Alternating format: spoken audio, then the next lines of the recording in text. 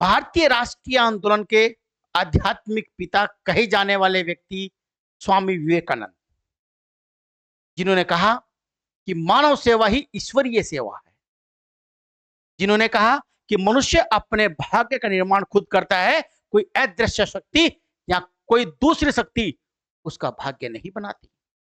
उठो, जागो और तब तक मत रुको जब तक आपको अपनी लक्ष्य की प्राप्ति ना हो जाए। एकाग्रता, कंसंट्रेशन के उच्च स्तर को प्राप्त करने वाले उस व्यक्ति के बारे में आज हम चर्चा करेंगे, जो न केवल भारत के युवाओं के प्रेरणा स्रोत हैं, बल्कि भारतीय संस्कृति, हिंदू धर्म यानी सनातन धर्म का परचम लहराने वाले व्यक्ति, पश्चिम जगत में भारत का लोहा मनवाने वाले व्यक्ति स्वामी विवेकानंद के बारे में चर्चा करते हैं। स्वामी जी महाराज, इनके बारे में आपको पता है, कुछ बहुत सारे लोग तो जानते ही होंगे कि जन्म हुआ था इनका 12 जनवरी को 1863, 1863 कोलकाता में। इसे पहले कलकत्ता कहते थे, अब कोलकाता कहते हैं। यहां पे जन्म हुआ था। और आप जानते हैं इनके पिता विश्वनाथ दत्त, माता भुवनेश्वरी देवी एक संपन्न परिवार से थे। संपन्न परिवार में पैदा हुए, लेकिन बचपन से ही बड़ी धार्मिक प्रवृत्ति के, धर्मांधता वाले नहीं, धार्मिक प्रवृत्ति के थे। दर्शन पर बड़ी चर्चा करते थे। अल्प आयु में ही वेदांत यानी वेदों के अंत यानी उपनिषद को कंठस्थ कर लिया था। इसलिए इनका दर्शन भी वेदांती दर्शन कहलाता है, कि वेदों का अंत हम बोलते हैं उपनिषद को। तो इनका दर्शन था वो वेदांत दर्शन था। दर्शन का आधार क्या था इनका? वेदांत। मृत्यु अब जानते हैं, मृत्यु जो हुई थी वो हुई थी 4 जुलाई 1902। कहां पर हुई थी ये महत्वपूर्ण है। वेल्लूर मठ, वेल्लूर मठ है पश्चिम बंगाल में, वेस्ट बंगाल में। यहां पर इनकी मृत्यु हुई। कहानी सुनते हैं पूरी। बचपन में मेधावी छात्र थे, बीए की शिक्षा प्राप्त करी। शिक्षा प्राप्त करने के बाद दर्शन की तरफ यानी अध्यात्म की तरफ ज्यादा दिलचस्पी थी। हर किसी से यह पूछते कि क्या आपने ईश्वर को देखा है, क्या आपने भगवान को देखा है। बहुत सारे गुरु बनाने का प्रयास किया, पर कहीं संतुष्टि नहीं मिली। अंत में जाके 1881 में 1881 में 1881 में इनकी मुलाकात हुई रामकृष्ण परमहंस से, जो कि इनके गुरु थे। रामकृष्ण परमहंस, रामकृष्ण परमहंस गुरु बनाया इन्होंने। क्यों गुरु बनाया? ऐसे नहीं कि ऐसे बना लिया गुरु। पहले पूछा, जाना, रामकृष्ण से पूछा कि क्या आपने ईश्वर को देखा है, भगवान को देखा है? मैंने कहा कि हाँ, मैंने देखा है। और यह कहा जाता है कि विवेकानंद को रामकृष्ण परमहंस, जो कि देवी काली के पुजारी थे, और इन्होंने महादेवी काली के दर्शन करवाए विवेकानंद को। कहते हैं कि जब विवेकानंद सो रहे थे तो उनके हाथ के ऊपर को सर फेर कर रामकृष्ण परमहंस चले गए। रात में ने एक दिव्य प्रकाश दिखाई दिया। उस दिव्य प्रकाश के दिखने के बाद विवेकानंद का पूरा अंतर का सिस्टम पूरा हिल गया। और वहीं से फिर एक साधु, एक संत, एक तूफानी भ्रमणकारी संत का जन्म होता है। वहीं से उन्होंने दिमाग में आ गया कि अब मैं ईश्वरीय शक्ति से परिचित हो चुका हूं और मेरा कर्तव्य है कि मैं भारत के वासियों के लिए कुछ करूं। और इन्होंने अपने गुरु के आशीर्वाद से, जो कि रामकृष्ण परमहंस थे, जिन्हें दक्षिणेश्वर संत कहते हैं, और ध्यान रखिएगा इनका मूल नाम था गदाधर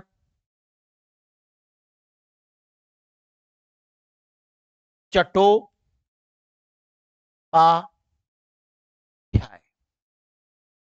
ये मूल नाम कई बार एग्जाम पूछ लेता है। मूल नाम था गदाधर चट्टोपाध्याय। दक्षिणेश्वर संत बोलते हैं, काली के पुजारी थे। इन्हीं के आशीर्वाद से स्वामी विवेकानंद, जिनके बचपन का नाम नरेंद्र नाथ दत्त, देखिए कितना लंबा नाम है, इनको शॉर्ट फॉर्म में नरेन कहते थे, नरेन। और बाद में खेतड़ी के राजा, खेतड़ी पड़ता राजस्थान में, खेतड़ी के राजा का नाम याद रखिए जरूर आप। खेतड़ी के राजा थे कुंवर अजीत सिंह।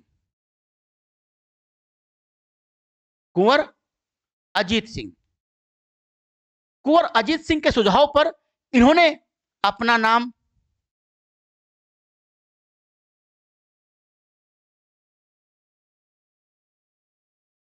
विवेकानंद रखा। ये दो नाम से बना, एक विवेक एक आनंद। खेतड़ी के राजा ने कहा कि आप विवेक बुद्धि वाले व्यक्ति हैं, आपकी बुद्धि बहुत शार्प है, कुशार्क बुद्धि के व्यक्ति हैं आप, और इसी में आप आनंद भी ले रहे हैं, तो आपका नाम होना चाहिए विवेकानंद।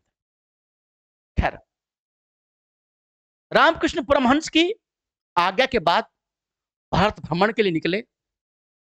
भारत भ्रमण का उद्देश्य यह था कि पूरे भारत की मनोदशा,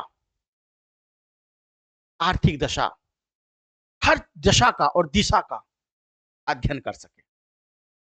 बिहार से यह यात्रा शुरू होती है वरहामठ, बंगाल में है, वरहामठ बंगाल में था। यहां से यात्रा होती है और बिहार होते हुए यूपी, हिमाचल,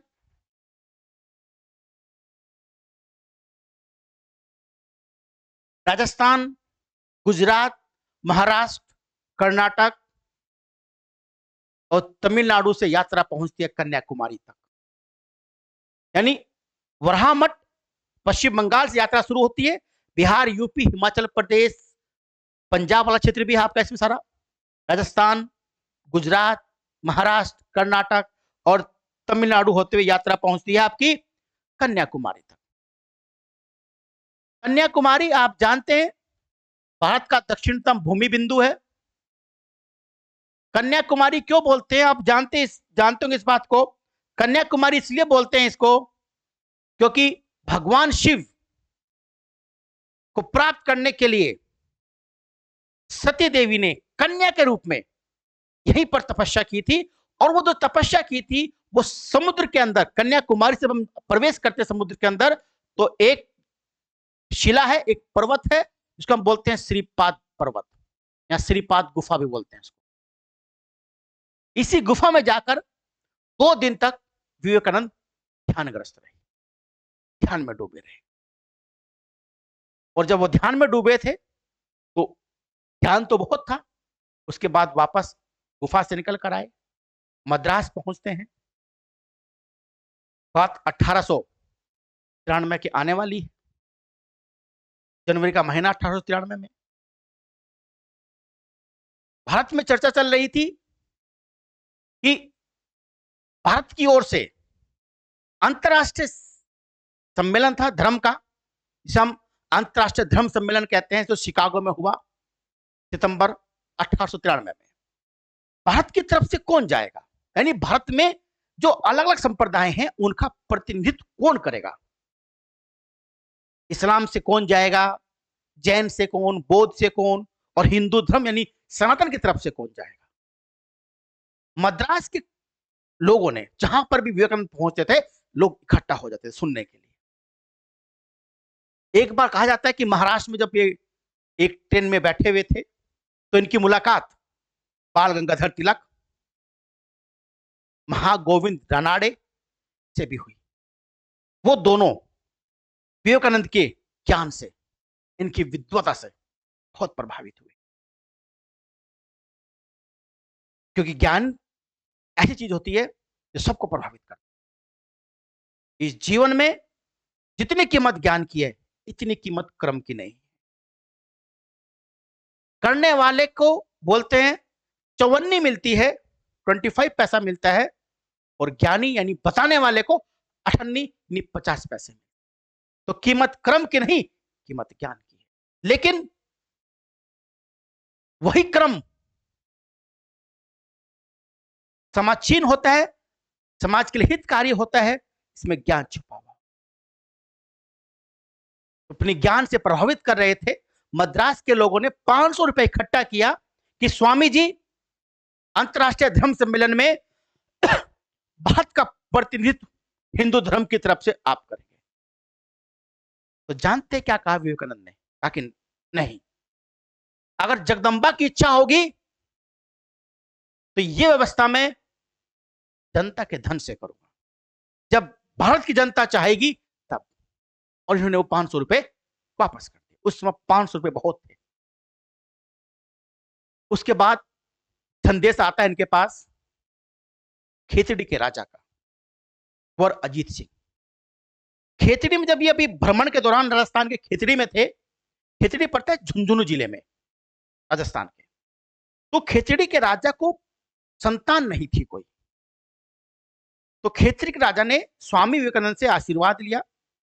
विवेकानंद ने आशीर्वाद दिया कि ठीक है, मतलब ये कोई ऐसे चमत्कारिक संत नहीं थे कि चमत्कार दिखाते थे, लेकिन एक मान्यता है कि एक दिव्य पुरुष यानी एक महान व्यक्ति जब अपनी हार्दिक इच्छा से, अपनी पॉजिटिव एनर्जी से, सकारात्मक ऊर्जा से किसी को आशीर्वाद देता है, तो सकारात्मक ऊर्जा जो होती है प्राप्त करने वाले व्यक्ति के अंदर भी पहुंच जाती है। और विवेकानंद के आशीर्वाद से अजीत सिंह को पुत्र की प्राप्ति हुई। इसी एवज में अजीत सिंह ने विवेकानंद जी को बुलाया और विवेकानंद जी खेतड़ी पहुंचते हैं। पूरे भारत में बात हो चुकी थी कि हिंदू धर्म की तरफ से जो भारत का प्रतिनिधित्व करेंगे वो नरेंद्रनाथ दत्त करेंगे। खेतड़ी के राजा ने बड़ा भव्य स्वागत किया इनका, समारोह, बहुत लोग आए और कहा कि तुम्हारे सारे खर्चा शिकागो का जाने का, रहने का हम करेंगे, और ये खर्चा जनता की तरफ से है, ना कि मेरी तरफ से। जनता से दान लिया गया, क्योंकि बिना जनता के सहयोग के विवेकानंद ने जाने से मना कर दिया कि मैं भारत की जनता का प्रतिनिधित्व करूंगा, किसी राजा या महाराजा या किसी साहूकार का प्रतिनिधित्व नहीं करूंगा। मैं भारत की जनता का, उस सनातन का प्रतिनिधित्व करूंगा जो भारत की जनता के अंदर समाहित है। तो खेतड़ी के राजा ने खर्च उठाया और कहा कि आप अपना नाम नरेंद्रनाथ दत्त से बदल दीजिए, क्योंकि लंबा नाम है और सुनने में कोई मजा नहीं आता। आप नाम रखिए विवेक प्लस आनंद, विवेकानंद। विवेक मतलब होता है बुद्धि, ज्ञानी, और आनंद का मतलब होता है जो सुख की प्राप्ति करे। तो स्वामी विवेकानंद खेतड़ी के राजा कुंवर अजीत सिंह के सहयोग से बंबई पहुंचते हैं। और ध्यान रखिएगा, बंबई से जहाज पकड़ते हैं जापान तक का। तो जहाज का नाम था पेनिनसुला।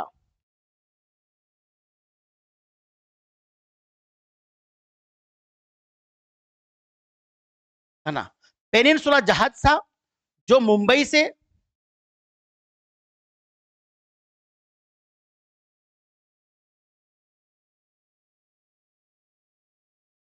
जापान पहुंचता है।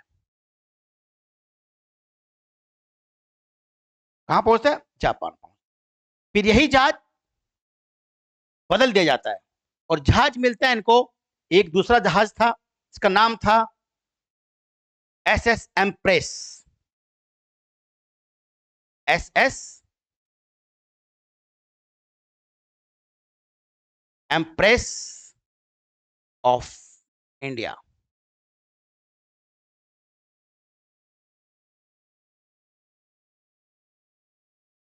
SS एम्प्रेस ऑफ इंडिया, इस जहाज से पहुंचते हैं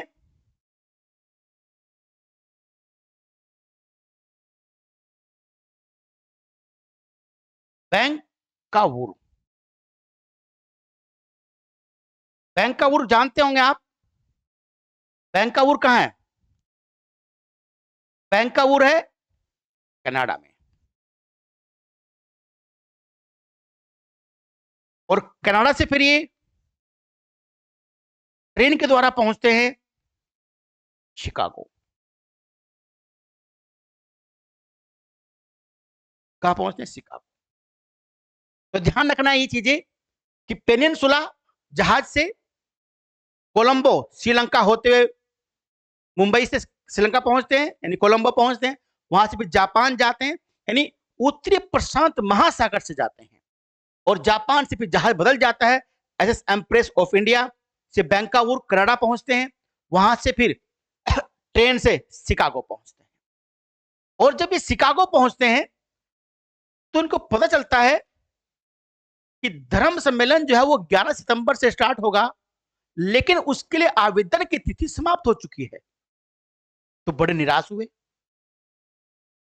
कहा कि यार ये तो बड़ा समस्या आ गई। दूसरी तरफ शिकागो में रहना बड़ा महंगा था, इनका सामान चोरी हो चुका था। बड़ी मुश्किल से शिकागो से बोस्टन पहुंचते हैं। कहां पहुंचते हैं? बोस्टन। बोस्टन क्यों पहुंचे हैं? बोस्टन पहुंचते हैं ताकि सस्ता, बोस्टन सस्ता शहर है शिकागो से, कि वहां थोड़ा पैसा बचा हुआ था कि इस पैसे में वहां टाइम कट जाएगा। लेकिन विवेकानंद जी स्थिर और शांत बुद्धि के व्यक्ति थे, कठिन से कठिन परिस्थितियों में भी शांत रहते थे, स्थिर रहते थे। तभी तो विवेकानंद थे, जो कठिन परिस्थितियों में भी, असामान्य परिस्थितियों में भी, कठोरतम समस्याओं के सामने भी, चुनौतियों के सामने भी स्थिर रह सके, शांत रह सके। उसकी बुद्धि और विवेक हमेशा जागृत रहता।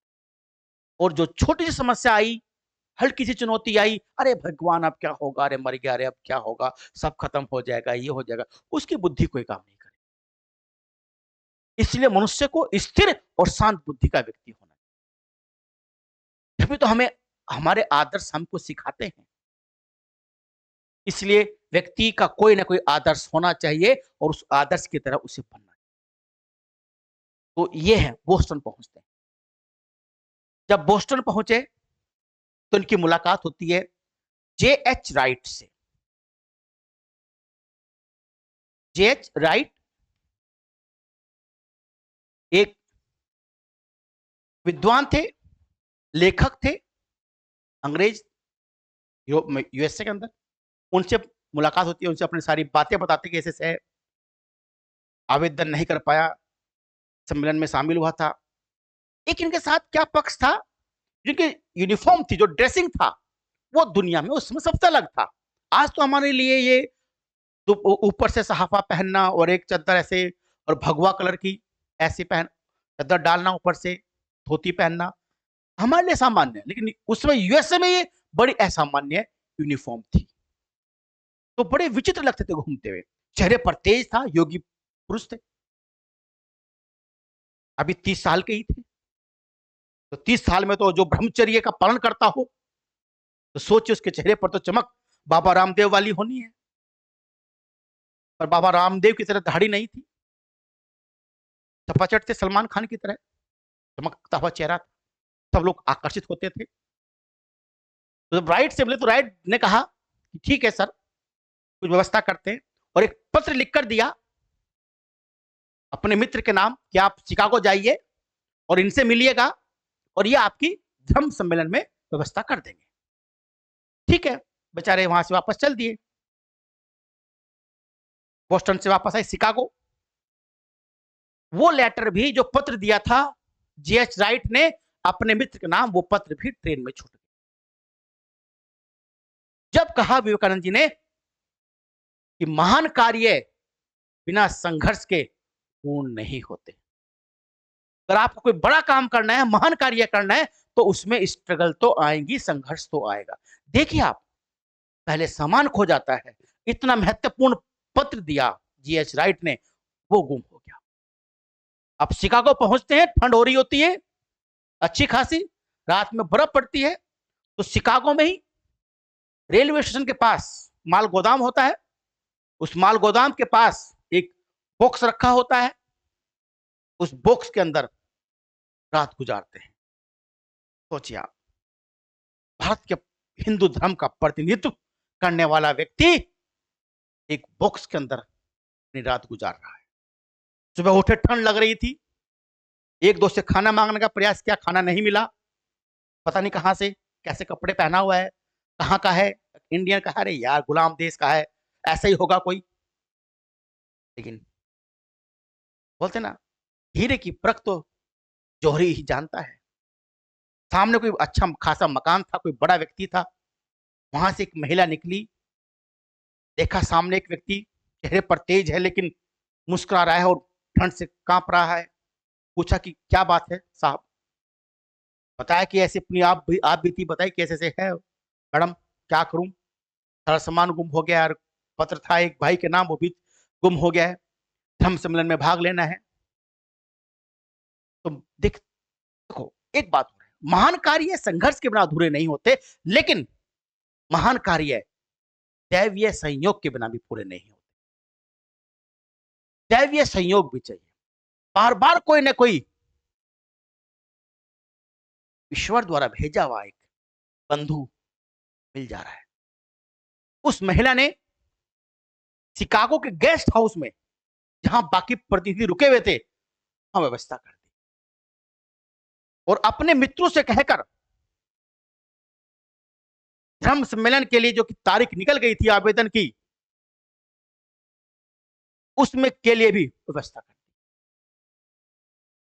तो व्यवस्था बन गई, क्योंकि बने कैसे, क्योंकि विवेकानंद स्थिर और शांत बुद्धि के व्यक्ति, स्थिर और शांत बुद्धि के व्यक्ति। अब विवेकानंद पहुंचते हैं धर्म सम्मेलन में। बात है, ये जरूर याद रखिएगा, 11 सितंबर की।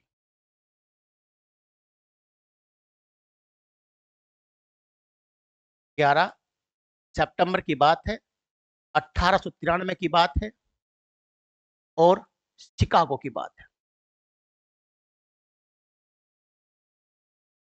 पहुंचते हैं किसके प्रतिनिधि के रूप में, हिंदू धर्म के प्रतिनिधि के, हिंदू, यहां कह लेते हैं इसको सनातन के प्रतिनिधि के रूप में।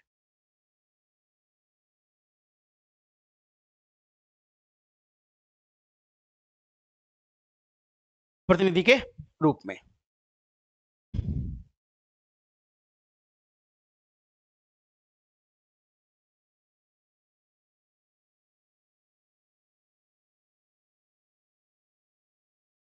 अब क्या था, ध्यान रखिएगा आप। अब इसी सम्मेलन में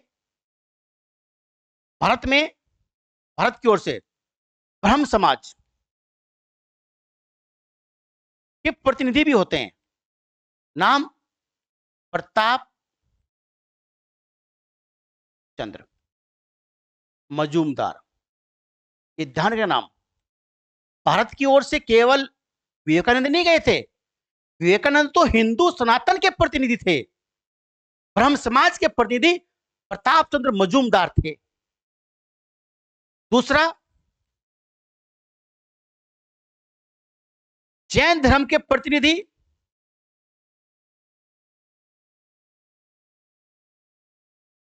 वीर चंद्र गांधी जी थे। गांधी जी नहीं, कि गांधी जी के लिए तो हम केवल महात्मा गांधी के लिए गांधी जी बोलते हैं, और के लिए तो सिर्फ गांधी शब्द निकलता है। तो वीर चंद्र गांधी जैन धर्म के प्रतिनिधि थे। ब्रह्म समाज के प्रतिनिधि प्रताप चंद्र मजूमदार, और एक महिला थी यहां पर ध्यान रखिएगा, वो महिला थी थियोसोफिकल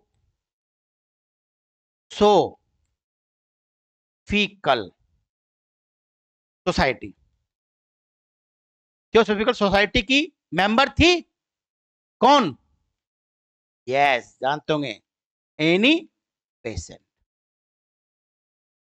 ज्यादातर लोगों ने इनका तो नाम सुना होगा, एनी बेसेंट का, विवेकानंद का, पर ये दो नाम आपने कम सुने होंगे। ये दोनों नाम थे, ये भारत का प्रतिनिधित्व कर रहे थे, और इन दोनों ने विवेकानंद को बहुत परेशान किया। कैसे, क्या बताऊंगा अभी। तो हिंदू धर्म के प्रतिनिधि ये थे।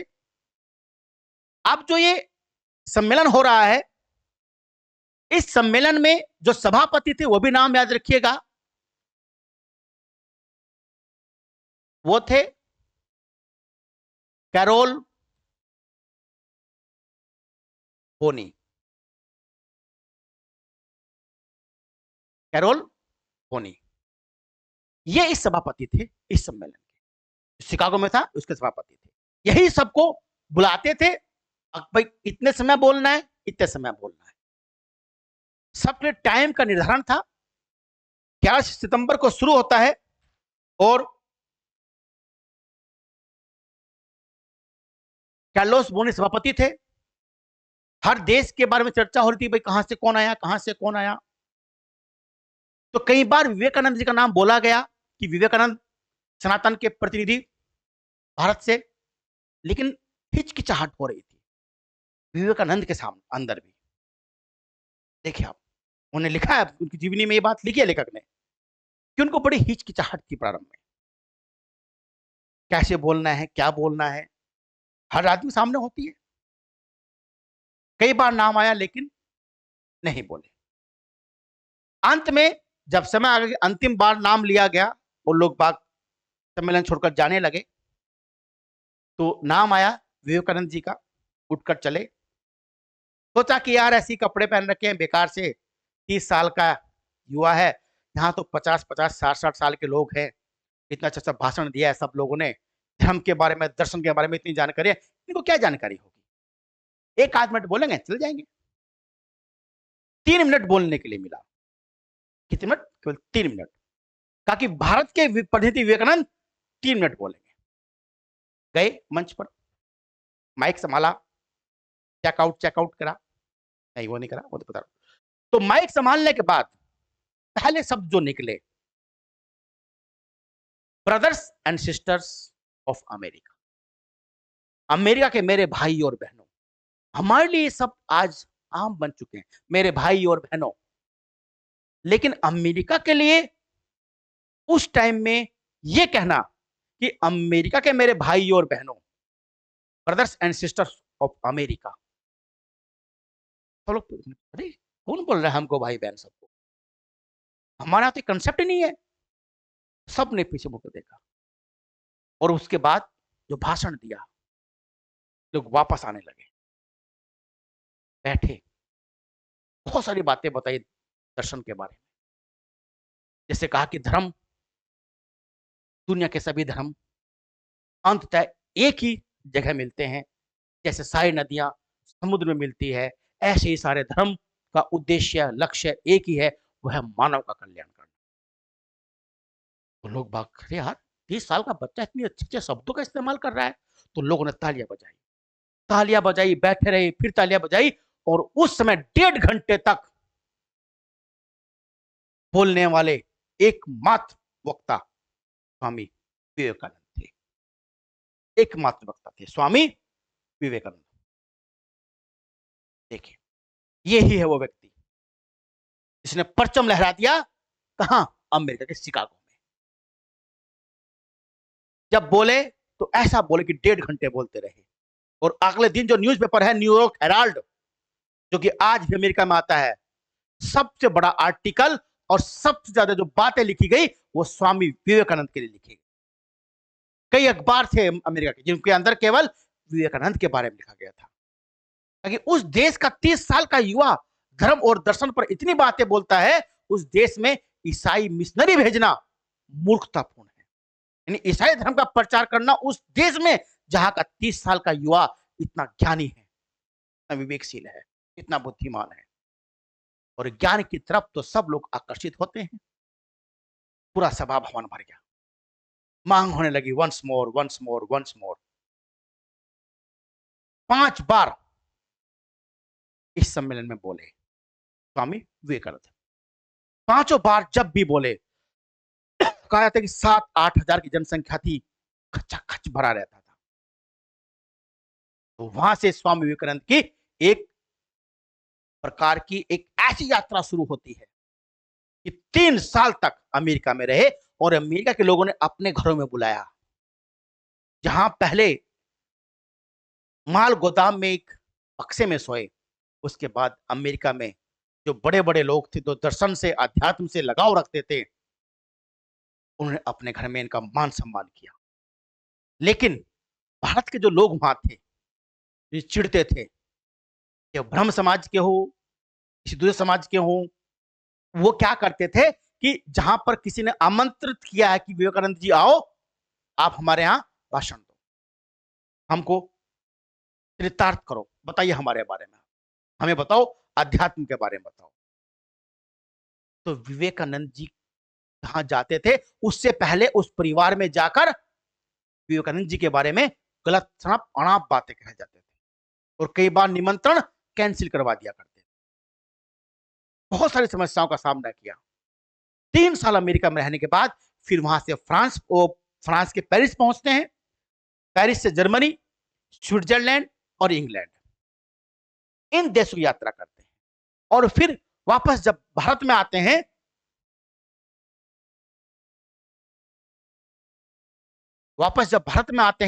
तो भारत में जब वापस आते हैं, क्या नाम, इंग्लैंड से, तो आते हैं एसएस एसएस गोलकुंडा जहाज से, गोलकोंडा, एसएस गोलकोंडा, इस जहाज से वापस आते हैं। वापस आए पहले कोलंबो, कहां, श्रीलंका। कोलंबो आने के बाद मद्रास में भव्य स्वागत किया गया इनका, भारत का परचम लहरा दिया, संस्कृति का परचम लहरा दिया। तो इन 3-4 जहाजों के नाम जरूर याद रखिएगा। पेनिनसुला से गए थे, उसके बाद जापान से नया जहाज पकड़ा था, वापस जो आए एसएस गोलकोंडा से आए। वापस आने के बाद 1897 में वापस आए थे। वापस आने के बाद रामकृष्ण मिशन,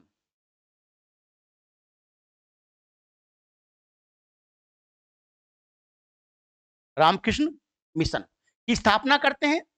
इस स्थापना का उद्देश्य था मानव सेवा ही ईश्वर की सेवा है। मानव के कल्याण के लिए, उसके हित के लिए, उसके परोपकार के लिए रामकृष्ण मिशन की स्थापना करी और इसके 2 हेडक्वार्टर बनाए, 2 मुख्यालय बनाए। एक वेल्लोर में, वेल्लूर जहां इनकी बाद में मृत्यु होती है, और दूसरा अल्मोड़ा।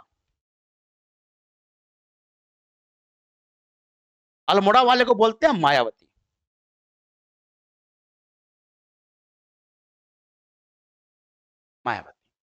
रामकृष्ण मिशन की स्थापना वेल्लोर और अल्मोड़ा, मठ मठ बोलते हैं इनको, मठ भी बोलते हैं, वेल्लोर मठ, अल्मोड़ा मठ, पर इसके मुख्यालय हेडक्वार्टर है।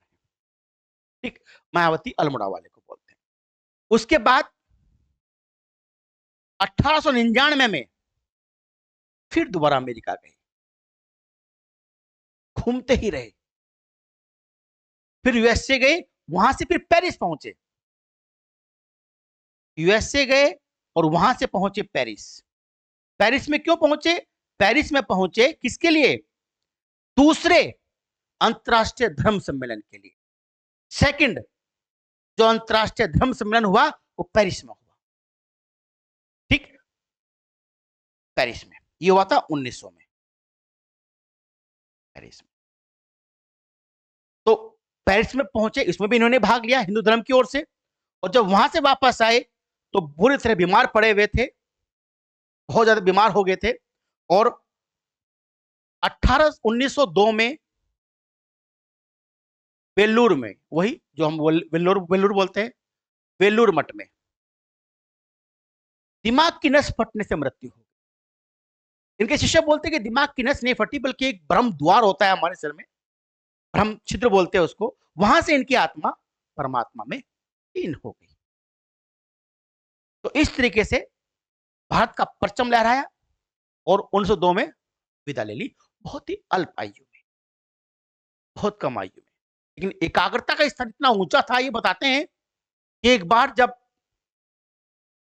बोस्टन से शिकागो आ रहे थे, तो ट्रेन में बैठे हुए थे, संयोग से जिस पुस्तक का ये अध्ययन कर रहे थे, पढ़ रहे थे, उसी के लेखक सामने वाली बेंच पर बैठे हुए थे। बहुत मोटी पुस्तक थी, विवेकानंद जी ने पढ़ा और रख दिया 10 मिनट में। सामने लेखक ने कहा कि अरे अभी तो ये पुस्तक आपने 10 मिनट में पढ़ के रख भी दी। हाँ, अच्छा। जिस पुस्तक को लिखने में कई साल लग गए उस लेखक के, को 10 मिनट में पढ़कर उन्होंने छोड़ दिया। उन्होंने कि हो सकता है झूठ बोल रहा हो, अब पूछो कुछ, जैसे पूछते ना कुछ लोग, अब पूछो कुछ, पूछ ये बताइए, धर्म की दार्शनिक व्याख्या किस पेज पर है? Page number 16, paragraph number 2। अच्छा, हो सकता है भाई तुक्का लग गया हो। अब ठीक है, ब्रह्मांड के रहस्य के बारे में किस पेज पर है? Page number 36, paragraph number 3। आंख खुली, एक बार और पूछा कुछ है सवाल, यही बताया तो नतमस्तक हो गए। साहब आप कौन? भारत से। विवेकानंद। इतना स्तर कैसे? योग से। योग से वो स्तर प्राप्त किया जा सकता है एकाग्रता का, कि हम पेज पलटे और सारी चीजें हमारे दिमाग में आ जाए। जब आप ना एग्जाम आने वाला होता है आपका, तब आप लाइन टू लाइन नहीं पढ़ते, पेज पलटते हैं केवल, और आपको याद हो जाता है कि उस समय एकाग्रता होती है। और विवेकानंद 24 घंटे 12 महीने उसी एकाग्रता में रहते थे। तो एकाग्रता का वो स्तर देखिए आप। इनकी पुस्तकें हैं 4, जैसे एक पुस्तक है राजयोग,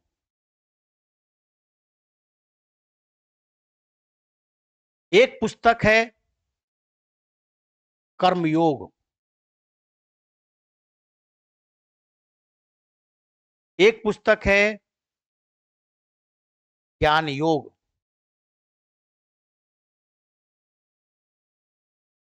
एक पुस्तक है भक्ति योग।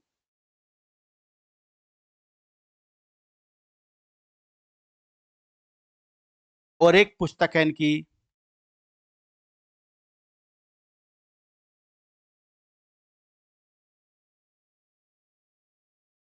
मैं समाजवादी हूं। मैं समाजवादी हूं, ये पुस्तकें हैं इनकी, राजयोग, कर्मयोग, ज्ञान योग, भक्ति योग, और मैं समाजवादी। इनके जो विचार थे वो ध्यान रखिएगा, इनके जो विचार हैं, इन्होंने मूर्ति पूजा और बहुदेववाद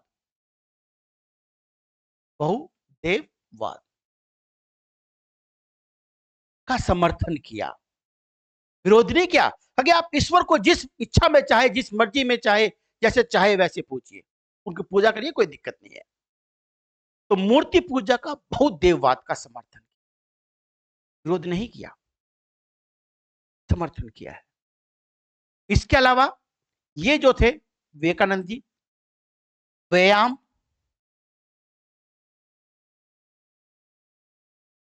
संगीत, योग और राष्ट्रवाद के कट्टर समर्थक थे। ताकि व्यायाम करना चाहिए, योग करना चाहिए, संगीत सीखना चाहिए। संगीत तो वैसे बंगाल की नस नस में समाया हुआ है, ये ध्यान रखिएगा। वे वेदांत को मानते थे, इनका दर्शन को अद्वैत भी कहते हैं।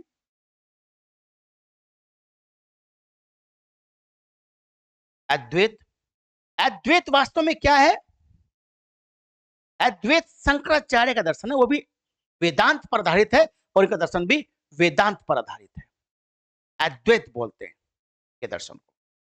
ठीक है, तो ये स्वामी विवेकानंद के बारे में था, जिन्हें भ्रमणकारी, तूफानी भ्रमणकारी संत कहते हैं, हिंदू नव जागरण के अग्रदूत कहते हैं, हिंदू संत कहते हैं, भारतीय राष्ट्रीय आंदोलन के आध्यात्मिक पिता कहा गया, ये सुभाष चंद्र बोस ने कहा इनके लिए। 12 जनवरी को इनका जो जन्म होता है उसको मनाते हैं राष्ट्रीय युवा दिवस। बहुत सारी बातें थी जिन्होंने देश को दी है, युवाओं के प्रेरणा स्रोत बने, युवाओं को ऐसा बनना चाहिए जैसा इन्होंने कहा। ठीक, लेकिन आजकल के युवा का कोई ऐसा आदर्श नहीं दिखता जैसे कि कुछ समय पहले तक। अगर आप पूछते भाई तुम्हारा आदर्श कौन है, विवेकानंद है, दयानंद सरस्वती है, अटल बिहारी वाजपेयी है, पंडित नेहरू है, महात्मा गांधी है, बोस है। आजकल पूछो तो कौन है, मासूम शर्मा, वो कोई मैं जानता। कौन है, सिद्धू मूसेवाला। ये आदर्श है, बिश्नोई, ये आदर्श है। सोचिए आप, देश का युवा किस दिशा में जा रहा है। जय हिंद, जय भारत, नमस्कार।